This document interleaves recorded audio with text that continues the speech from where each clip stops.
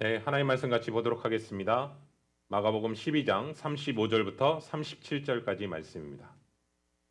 예수께서 성전에 가르치실새 대답하여 이르시되 어찌하여 서기관들이 그리스도를 다윗의 자손이라 하느냐. 다윗이 성경에 감동되어 친히 말하되 주께서 내 주께 이르시되 내가 내 원수를 내 발 아래에 둘 때까지 내 편에 앉았으라 하셨도다 하였느니라. 네, 37절은 다 같이 읽겠습니다.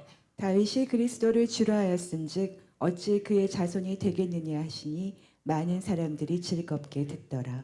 아멘. 아멘. 최근에 제가 읽었던 책 중에 하나가 그리스도 중심적 성경 읽기라는 책이 있습니다. 그 책의 내용을 잠깐 소개하려고 합니다. 그리스도 중심 성경 읽기라는 뜻은요, 성경의 쓰임 목적 그대로 성경을 읽는 것을 얘기한다는 뜻입니다. 그러면 하나님께서 우리에게 성경을 주셨잖아요. 그렇다면 하나님은 성경을 통해서 우리가 무엇을 알기 원하셨을까라는 그 질문을 하게 되잖아요. 근데 그 질문에 대해서 예수님은 다음과 같이 말씀하십니다. 우리 한번 볼까요? 요한복음 5장 39절입니다. 너희가 성경에서 영생을 얻은 줄 생각하고 성경을 연구하거니와 이 성경이 곧 내게 대하여 증언하는 것이니라. 아멘. 아멘.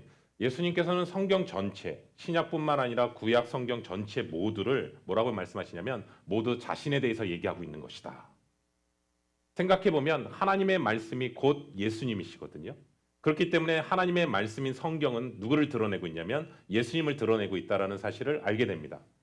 예수님께서는 엠마오로 가는 두 제자에게도 뭐라고 말씀하시냐면 모세와 모든 선지자들의 글에 모든 성경에 쓴 바 자기에 관한 것을 자세히 설명하셨다라고 성경은 표현하고 있거든요. 그래서 이 책의 저자인 그 교수님 중에 한 분이 이런 얘기를 하셨대요. 진정한 독서란 저자를 만나는 것이다. 가만히 생각해 보니까 성경은 단순하게 우리에게 뭔가 머릿속에 지식을 집어넣거나 분석하는 학문이 아니라 엄연히 얘기하면 진정한 성경 읽기는요. 성경의 저자이신 성령께서 예수 그리스도를 조명하시거든요. 그래서 예수 그리스도를 결국 만나는 것이 성경 읽기의 근원적인 것이 아닐까 생각이 듭니다. 그러면 하나님의 말씀이 육체가 되어 우리에게 오신 성육신하신 분이 바로 예수 그리스도시잖아요. 그래서 자신에 대해서 성경을 성취하시기 위해 죽기까지 순종하셨던 그 사건, 그 예언의 말씀을 성취하시기 위해 십자가 지신 사건을 통해서 그 말씀이 온전히 이루어진 것을 보게 됩니다. 여러분, 만약에 성경을 우리가 읽을 때 일반 서적처럼 생각한다면 성경을 읽을 때 참 지루할 것 같아요. 그리고 상식적으로 이해되지 않은 말씀이 너무나 많을 것 같아요. 여러분, 거꾸로 한번 이렇게 생각해 보세요. 성경이 우리의 상식에 맞지 않은 이유는요. 성경이 쓰여진 것은 사람에 의해서 쓰여진 것이 아니라 성령의 감동에 의해서 쓰여졌기 때문 아닐까요?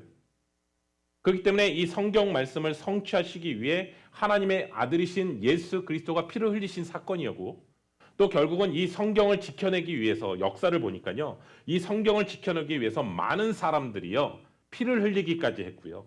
수많은 사람들이 그 말씀을 지키기 위해서 많은 사람이 죽어진 가운데서 우리의 지금의 2000년 후에 우리 손에 들려진 것이 바로 성경이거든요. 그렇기 때문에 우리가 이러한 것들의 소중함을 정말 안다면 성경을 가까이 해야 될 이유에 대한 중요한 이유를 깨닫게 된다는 사실을 보게 되었습니다. 오늘 본문에서는 예수님께서 성전에 가셔서 그들을 가르치시는 장면으로 오늘 본문 말씀은 펼쳐집니다. 우리 한번 볼까요? 마가복음 12장 35절부터 37절입니다. 예수께서 성전에서 가르치실새 대답하여 이르시되 어찌하여 서기관들이 그리스도를 다윗의 자손이라 하느냐. 다윗이 성령에 감동되어 친히 말하되 주께서 내 주께 이르시되 내가 내 원수를 내 발 아래에 둘 때까지 내 우편에 앉았으라 하셨도다 하였느니라. 다윗이 그리스도를 주라 하였은즉 어찌 그의 자손이 되겠느냐 하시니 많은 사람들이 즐겁게 듣더라. 아멘. 아멘. 여러분, 본문에 등장하는 서기관들은 율법을 해석하는 사람들이었고요. 그리고 그 일들을 하는 사람이었기 때문에 사람들로 하여금 랍비라는 호칭을 받았습니다. 즉 선생님이라는 호칭을 받았던 사람들이거든요. 그리고 서기관들은 스스로 자신들은 성경을 너무나 잘 알고 있다라고 생각을 했습니다. 그런데 예수님이 갑자기 등장하더니요. 자신들이 생각하는 그 성경의 해석을요. 완전히 뒤집어 엎는 거예요. 그리고 자신들이 세워놨던 그 가치와 그 권위를요. 다 무너뜨리는 거예요. 그러다 보니까 서기관들은 예수님을 향해 끊임없이 공격하거든요. 가만히 생각해 보니까 그들이 갖고 있는 그 말씀에 대한 얕은 지식이요. 우리 한번 생각해 볼까요? 성육신 하신 분이 바로 예수님이신데 말씀 자체가 예수님이시잖아요. 얕은 지식으로 말씀의 본질이신 예수님을 지금 비방하고 있는 사실을 보게 됩니다. 그래서 서기관들이 가지고 있는 그 성경에 대한 지식은 반쪽짜리 지식이었던 것을 보게 됩니다. 왜냐하면 그들이 가지고 있는 생각은 뭐냐면 메시아는 다윗의 자손을 통해서만 온다라는 생각을 붙잡고 있습니다. 여러분 우리가 잘 알다시피 메시아라는 뜻은 기름 부음 받은 자라는 뜻인데요. 이 뜻은 뭐냐면 새로운 통치자 곧 왕의 출현을 의미하는 단어입니다. 그렇기 때문에 서기관들은 앞으로 다윗의 자손 가운데서 메시아가 올 것인데 그 그리스도를 기대하고 있었거든요. 그러나 하나님의 마음으로 성경을 폭넓게 보고 있는 것이 아니라 자신들의 편견과 아집으로 보고 싶은 것만 보는 상태였습니다. 왜냐하면 성경을 읽다 보면 서로 상충되는 구절들이 있거든요. 근데 그 구절들을 볼 때 이들은요 넘어가 버립니다. 그리고 때로는 그 구절을 무시합니다. 그리고 사람들로 하여금 그럴듯한 내용으로 사람들에게 논리로 얘기합니다. 그런데 예수님은요 전혀 그렇게 얘기하지 않으십니다. 그래서 성전에 가셨을 때 가르치실 때 예수님께서 적극적으로 메시아가 누구이신가를 본질적인 질문을 하시는 거예요. 여태껏 예수님을 보시면 질문을 받았었잖아요. 계속 공격당하고. 그런데 오늘 유일하게요. 오늘 이 본문에서는 오히려 역으로 예수님이 먼저 질문을 던지십니다. 뭐라고 질문하시냐면 어찌하여 서기관들이 그리스도를 다윗의 자손이라 하느냐라는 질문을 던집니다. 마가복음에서는 예수님께서 이 질문을 던진 대상이 누군가라는 부분이 없어요. 지금 우리가 읽어봤지만. 그런데 같은 본문을 다루고 있는 마태복음에서는 이 질문을 던진 대상이 누구냐면 바리새인들이었다라고 성경은 증언하고 있습니다. 우리 볼까요? 마태복음 22장 41절부터 44절입니다. 바리새인들이 모였을 때 예수께서 그들에게 물으시되 너희는 그리스도에 대하여 어떻게 생각하느냐? 누구의 자손이냐? 대답하되 다윗의 자손이니이다. 이르시되 그러면 다윗이 성경에 감동되어 어찌 그리스도를 주라 칭하여 말하되 주께서 내 주께 이르시되 내가 내 원수를 내 발 아래에 둘 때까지 내 우편에 앉아 있으라 하셨도다 하였느냐. 아멘. 아멘. 그 당시 사람들은 대부분은요. 그리스도가 다윗의 자손으로 오실 것을 믿었기 때문에 우리가 마가복음을 읽다 보면 예수님을 뭐라고 표현하냐면 다윗의 자손 예수여라고 표현하거든요. 그런데 예수님은요. 육신적인 혈통으로 보면 다윗의 자손이 맞습니다. 예수님의 아버지였던 요셉도 다윗의 자손이고요. 마리아조차도 다윗의 자손입니다. 그런데 엄밀히 따지잖아요. 엄밀히 따지게 되면 예수님은 다윗의 혈통이라고 말하기가 좀 애매합니다. 왜냐하면 다윗의 혈통인 마리아를 통해서 태어나신 것은 맞아요. 그런데 우리가 성경을 알다시피 예수님께서는 성령으로 말미암아 잉태되신 거거든요. 그렇기 때문에 사람이 아닌 하나님의 아들이시기 때문에 온전히 다윗의 혈통이라고 말하기는 애매한 거죠, 사실은요. 그런데 이 부분에 대해서 예수님이 뭐라고 얘기하시냐면 44절의 이 구절을요. 예수님께서는 다윗의 시편 구절을 가지고 얘기하신 내용이에요. 시편 110편 1절은요. 앞으로 오실 메시아에 대한 예언의 구절이에요. 이 구절을 제가 한번 읽어드릴게요. 이 뜻이에요. 여호와께서 내 주에게 말씀하시기를 다윗이 고백하는 거거든요. 여기서 내가는 여호와를 얘기합니다. 내 원수들, 여기서 내 원수들은 누구를 얘기하는 거냐면 예수님의 원수들인 마귀의 세력을 얘기하는 겁니다. 내 발판이 되게 하기까지, 내 발판이 된다는 뜻은 이 뜻입니다. 완전한 패배하기까지 너는 내 오른쪽에 앉아 있으라 하셨다 하였느니라 라는 말씀이거든요. 이 말씀을 통해서 다윗이 고백하는데 두 가지가 나와요. 첫 번째는 뭐냐면 여호와라고 불리는 하나님이 나오고요. 또 하나는 내 주께서 불리는 하나님이 또 나와요. 이 두 단어가 지금 나오고 있거든요. 그래서 말씀을 다시 한번 유심히 볼게요. 마태복음 22장 43절부터 46절입니다. 이르시되 그러면 다윗이 성령에 감동되어 어찌 그리스도를 주라 칭하여 말하되 주께서 내 주께 이르시되 내가 내 원수를 내 발 아래에 둘 때까지 내 우편에 앉아 있으라 하셨도다 하였느냐.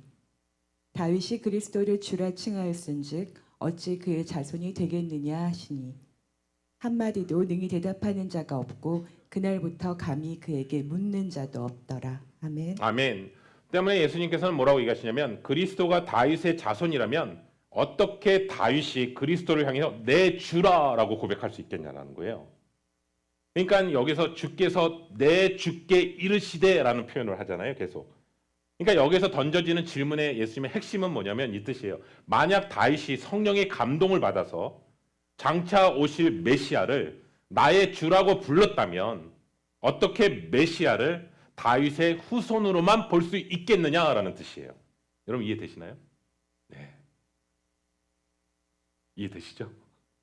그래서 하나님을 예배하며 찬양했던 다윗이요. 성령의 임재 가운데서 앞으로 오실 메시아를 향해서 다윗의 후손이 아닌 하나님이시다라는 점을 얘기하고 있는 거라고요. 그러니까 자기의 후손이 어떻게 자기의 하나님이 될 수 있는 것인지에 대한 실마리는 또 어디에서 풀어낼 수 있냐면 로마서에서 풀어낼 수 있습니다. 우리 로마서를 볼까요? 로마서 1장 3절부터 4절입니다. 그의 아들에 관하여 말하면 육신으로는 다윗의 혈통에서 나셨고 성결의 영으로는 죽은 자들 가운데서 부활하사 능력으로 하나님의 아들로 선포되셨으니 곧 우리 주 예수 그리스도시니라. 아멘. 아멘. 육신으로는 다윗의 혈통으로 나신 거 맞죠? 또 하나 하나님의 거룩한 영으로 성결의 영으로 하나님의 아들이시기에 다윗의 주님이시기도 하다라는 거예요. 그러니까 역설적으로 얘기하면 메시아에 대한 개념을 서기관들이 생각하는 그 개념이 아니라 완전히 다윗이 그랬던 것처럼 성령께서 조명해 주시니까 이것을 드러내신 거예요. 그러니까 서기관들이랑 바리새인들은 왜 깨닫지 못하냐면 그 말씀을 성령으로 조명하지 못하기 때문에 그런 거예요. 때문에 계속해서 전통적인 해석 방법을 고집했던 바리새인들과 사두개인들은 도저히 깨달을 수가 없는 것이죠. 그렇기 때문에 예수님은요. 다윗의 후손이 됐을 뿐만 아니라 다윗의 주님이시기도 하시다라는 사실을 예수님께서 드러내신 거예요. 서기관들은 예수님을 기다리는 메시아를 기다릴 때 유대 나라를요 로마의 속박으로부터 해방시켜줄 다윗과 같은 정치적인 왕을 기다리고 있다고. 근데 지금도 여전히 메시아 정치적인 왕 그를 기다리고 있다고요. 여전히요. 유대인들은요. 이미 오셨는데. 그렇게 서기관들은 다윗의 자손으로 올 것만 내세우고 하나님의 아들이심을 외면하고 있는 것이고요. 왕으로만 알고 있어요. 그런데 종으로 오신 예수님을 몰라요. 또 하나는요. 영광만을 구해요. 그런데 고난당하실 것을 보지 못해요. 그래서 여전히 그들은 유대인들은요. 이사야서 53장에 보시면 고난받는 메시아에 대한 부분은 그냥 스킵한다고요.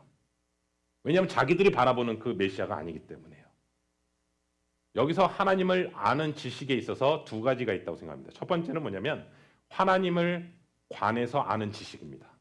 이것을 영어로 표현하면 knowing about God입니다.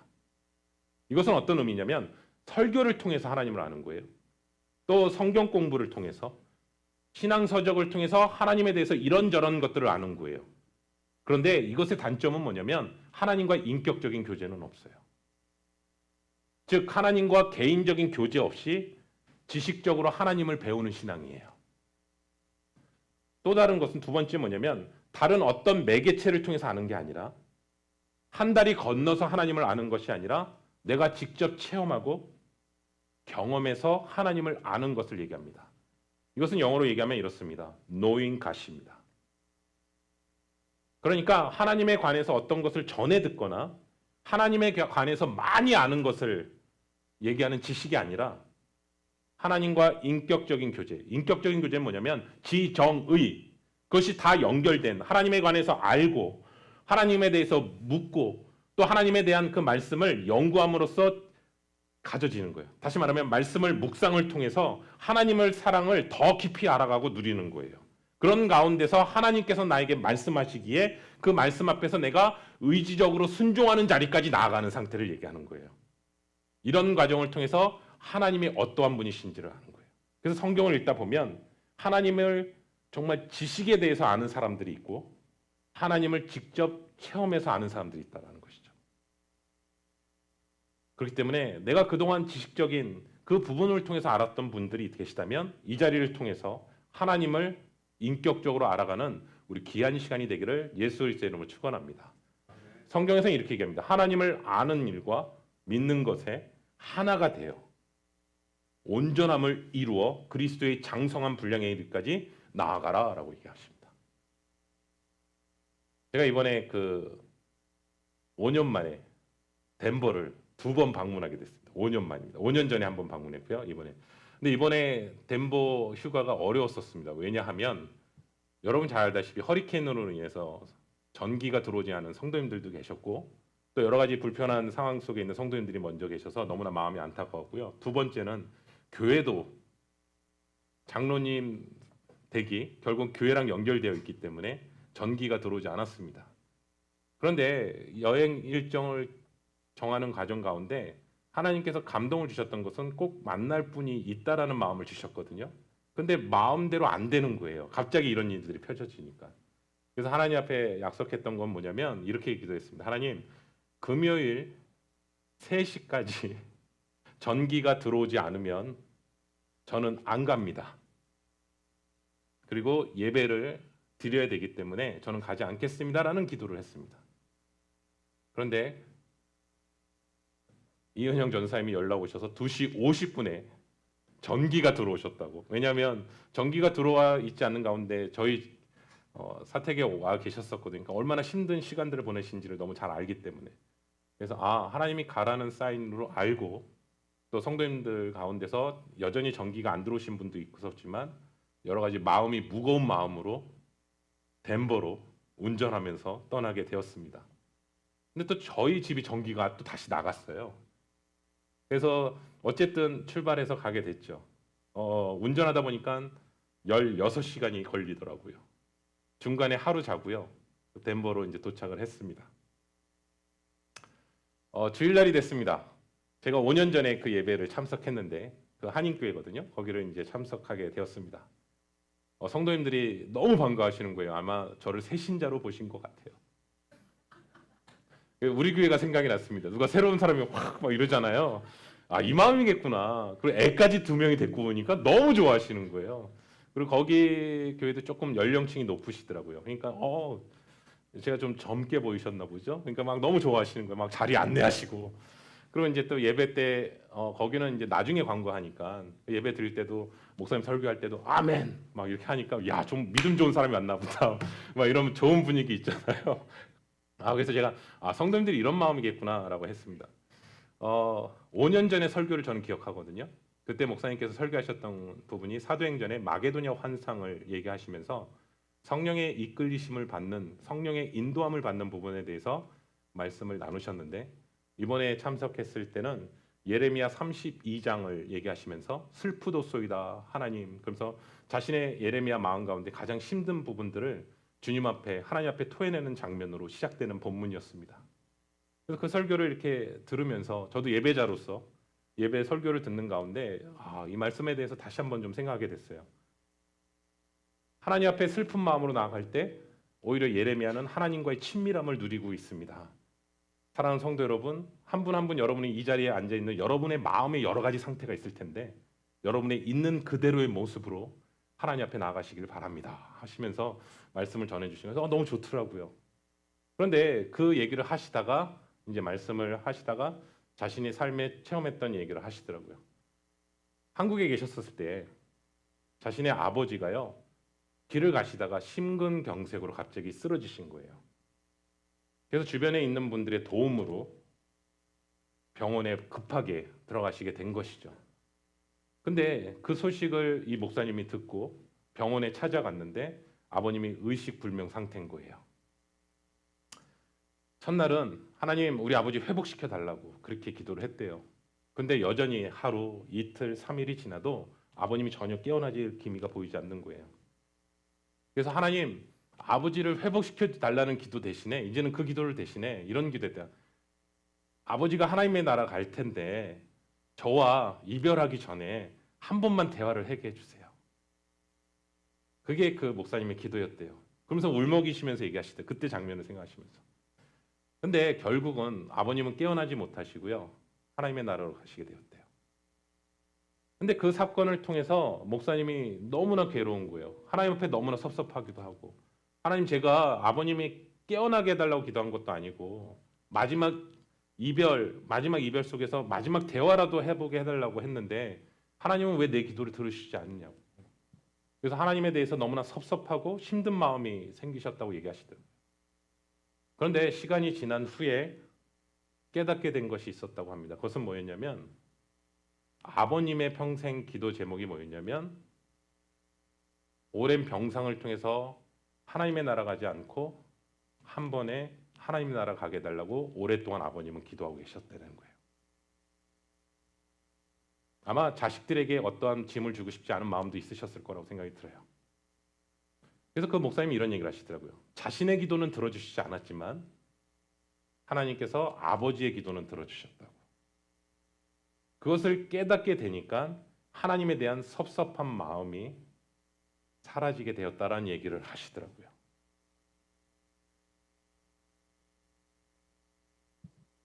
그런데 5년 전에 제가 방문했을 때 그 목사님 가정에 방문했을 때 사모님이 이런 얘기를 하신 적이 있었거든요. 교통사고를 당하신 거예요. 아마존과 같이 큰 트럭이 뒤에서 박은 거예요. 그러면서 삼중 추돌이 일어난 거죠. 근데 사모님이 허리 디스크가 나가신 거예요. 근데 그 사건을 통해서 병원에 계속 누워있는 시간이 있고 일어나는 시간이 너무 없는 거예요. 정말 힘들게 목회하는데 왜 나에게 이런 일이 자꾸 생기시지? 그래서 그때 5년 전에 대화할 때 하나님을 향한 원망이 있으셨었어요. 근데 지금 이제 5년이 지났잖아요. 근데 목사님 설교하시는 가운데 사모님이 암에 걸리신 거예요. 근데 옆에 겨드랑이 쪽에 있는데 5.6cm가 있는 거예요. 그것을 발견했을 때는. 그래서 의사가요, 이건 바로 수술할 수가 없고 항암 치료를 먼저 해야 된다는 거예요. 근데 항암 치료를 6번을 하신 거예요. 근데 항암 치료를 하다 보니까 3주 동안은 막 미치고 너무 고통스럽다라는 거예요. 근데 한 주 좀 괜찮아지면 그 다음에 다시 또 항암 치료 받으러 가는 것이죠. 한 4번을 받게 되니까요, 그냥 안 받고 싶더래요. 더 이상은. 그래서 목사님도 그럼 당신 너무 힘드니까 옆에 짚혀가는 게 너무 보이니까 하지 않았으면 좋겠다. 그랬더니 의사가요, 카운셀러를 연결해줘서 그 사모님의 마음에 조금이라도 말할 수 있고 그 마음에 위로할 수 있는 사람을 연결해주고 의사가 평상시 약보다 80%를 줄여서 할 테니까 4번째부터는 계속 했으면 좋겠다고. 그래서 다시 4차, 5차, 6차를 받으신 거죠. 그러다 보니까 교회를 나오실 수가, 왜냐하면 앉아있는 것조차도 너무 힘드신 거죠. 그런 와중에 저희가 간다고 했을 때 저희를 연결했던 목사님, 사모님이 그런 얘기를 하시더라고요. 아마 그 담임 목사님, 사모님은 그날 예배 자리에 못 나오실 수도 있어요. 왜냐하면 그동안 예배를 계속 못 드리셨었거든요. 근데 한편은 저는 마음의 감동은 뭐였냐면 그 사모님을 만나기를 하나님께서 원하셨거든요. 그런데 예배 자리에 전날 이제 그 얘기를 해주시고 주일날 간 거죠. 근데 그 자리 앞에서 사모님이 계신 거예요. 사모님 너무 반가워하시는 거예요. 그 저희 힘든 시간들도 잘 아시는 사모님이시기 때문에 너무 반가워하시면서 허구해 주시고, 자기는 오늘 너무 몸이 힘든데 하나님께 이런 기도를 했대요. 하나님, 제가 너무 몸이 힘든데 오늘 예배 드릴 수 있게 저에게 힘을 달라고. 그런데 오늘 이렇게 힘을 얻어서 나왔는데 목사님, 사모님 오실 줄 몰랐다고. 그러면서 이제 만나게 된 거죠. 예배 다 드리고 나서 이제 목사님, 사모님과 저와 아내가 같이 기도하는 시간을 가졌어요. 따로 이제. 그래서 제가 기도 같이 했으면 좋겠다. 그래서 이제 4명이서 기도하는 거죠. 사모님을 가운데 놓고 같이 기도하는 가운데서 기도 마무리하면서 제가 성령님께 기도하는 가운데 성령님께서 주시는 감동을 기도 가운데 이렇게 고백했습니다. 하나님, 오늘 목사님을 통해서 예레미야 32장에 있는 말씀처럼 예레미야가 너무나 슬픈 가운데서 하나님 앞에 있는 그대로의 모습으로 나아갔을 때 하나님께서 그 기도 가운데 신실하게 만나주신 사건이 바로 예레미야 33장 3절 말씀 아니십니까? 너는 내게 부르짖으라 내가 내게 응답하겠고 내가 알지 못하는 크고 비밀한 일을 내게 보이리라. 우리 사모님 가운데서 지금 이해되지 않는 상황들이 펼쳐지고 있지만 하나님께서 그 시간 안에 하나님의 크고 비밀한 계획이 있음을 저는 믿습니다. 우리 귀한 사모님을 통해서 하나님께서 치유하여 주시고 회복시켜 주시고 아버지는 이 시간들을 통해서 하나님을 더욱더 깊이 알아갈 뿐만 아니라 하나님의 역사하신 손이 함께 해달라고 같이 기도하는 시간을 가졌거든요. 그렇게 기도하고 끝난 후에 사모님이 너무나 감사하면서 같이 울면서 기도하고 난 후에 사모님이 이런 고백을 하시더라고요. 자신이 암을 갖게 되니까 하나님과 친밀함에 가진 시간을 갖게 되었대요. 그런데 그 다음 마음이 저는 울렸어요. 뭐냐면 육신적으로 암을 통해서도 고통스럽지만 이 육신적인 암을 통해서 자신 안에 내면에 있는 암을 발견했다고 얘기하시더라고요. 그 내면의 암은 뭐냐면 내 일 가운데 이해되지 않은 사건들 있잖아요.